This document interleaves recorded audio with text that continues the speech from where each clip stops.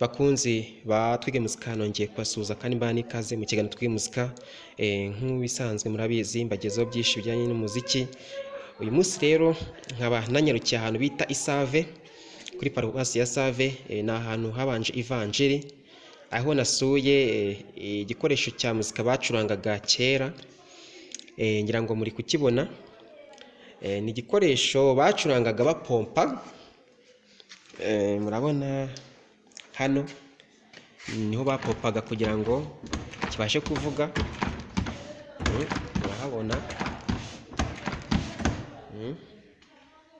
Hanyuma hano imbere dufite za funguzo nyine, murazibona zarashaje cyane bitewe n'igihe kimaze. Rumva ikintu bakoreshaga kera cyane.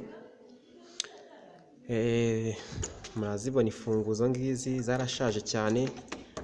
Hanyuma aya ni amajwi bajyaga bashyiramo, murabona handitse ngo flute, umwirongi. Hano hari violence cyangwa violine.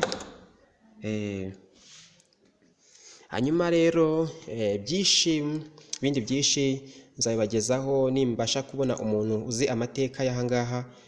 Nzabibagezaho.